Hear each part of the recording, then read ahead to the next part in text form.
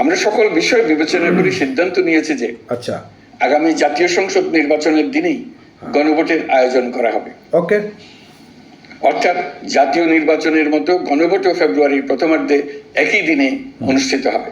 আচ্ছা, এতে সংস্কারের লক্ষ্য কোনোভাবে বাধাগ্রস্ত হবে না, নির্বাচন আরো উৎসবমুখর ও সাশ্রয়ী হবে। আচ্ছা আচ্ছা আচ্ছা গণভোট অনুষ্ঠানের লক্ষ্যে উপযুক্ত সময়ে প্রয়োজনীয় আইন প্রণয়ন করা হবে। আচ্ছা, জুলাই সনদের আলোকে আমরা গণভোটের ব্যালটে উপস্থাপনীয় প্রশ্নও নির্ধারণ করেছি। আমি প্রশ্নটি এখন আপনাদের সামনে পাঠ করে শোনাচ্ছি।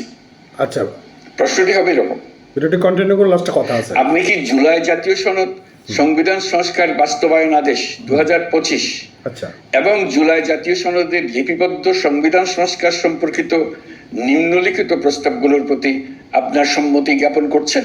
আচ্ছা ক, আচ্ছা, হ্যাঁ, নির্বাচনকালীন সময়ে তত্ত্বাবধায়ক সরকার, নির্বাচন কমিশন এবং অন্যান্য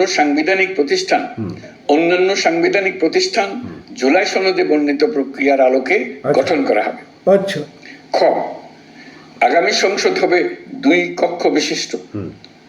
জাতীয় সংসদ নির্বাচনে দলগুলোর প্রাপ্ত ভোটের অনুপাতে আচ্ছা, 100 জন সদস্য বিশিষ্ট একটি উচ্চকক্ষ গঠিত হবে এবং সংবিধান সংশোধন করতে হলে উচ্চকক্ষের সংখ্যাগরিষ্ঠ সদস্যের অনুমোদন দরকার হবে। আচ্ছা, গ, সংসদে নারীর প্রতিনিধি বৃদ্ধি, বিরোধী দল থেকে ডেপুটি স্পিকার ও সংসদীয় কমিটির সভাপতি নির্বাচন, আচ্ছা, প্রধানমন্ত্রীর মেয়াদ সীমিতকরণ, আচ্ছা, রাষ্ট্রপতির ক্ষমতা বৃদ্ধি, আচ্ছা, মৌলিক অধিকার সম্প্রসারণ, হ্যাঁ, বিচার বিভাগের স্বাধীনতা ও স্থানীয় সরকার সহ বিভিন্ন বিষয়ে যে 30টি প্রস্তাবে জুলাই জাতীয় সনদে রাজনৈতিক দলগুলোর ঐকমত্য হয়েছে সেগুলো বাস্তবায়নে আগামী নির্বাচনে বিজয়ী দলগুলো বাধ্য থাকবে।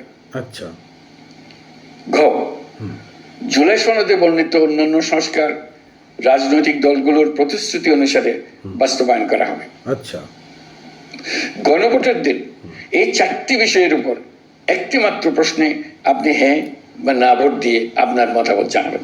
আচ্ছা, আচ্ছা, গণভোটের সংখ্যাগরিষ্ঠ ভোট হ্যাঁ সূচক হলে আগামী সংসদ নির্বাচনে নির্বাচিত প্রতিনিধি নিয়ে একটি সংবিধান সংস্কার পরিষদ গঠিত হবে।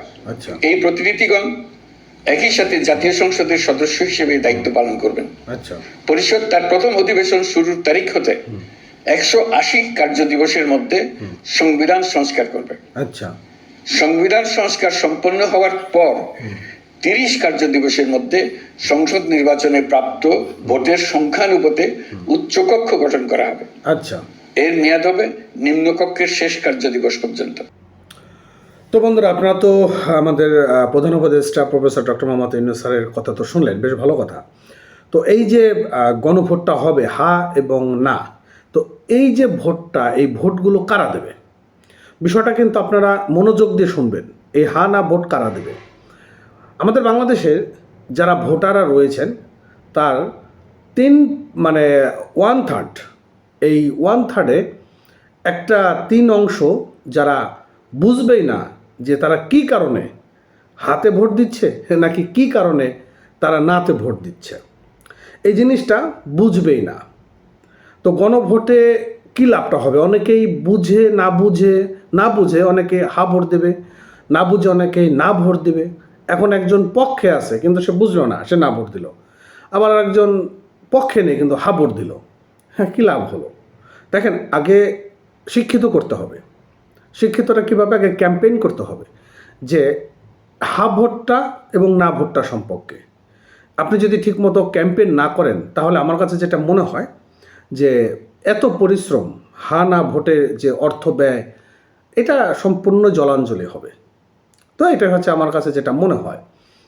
তো এখন আপনাদের কাছে কি মনে হয় সেটা আমি জানি না। তো যাই হোক, ভালো থাকেন। নতুন হয়ে থাকলে আমাদের চ্যানেলটি সাবস্ক্রাইব করে রাখবেন, পেজটি ফলো করে রাখবেন। ধন্যবাদ।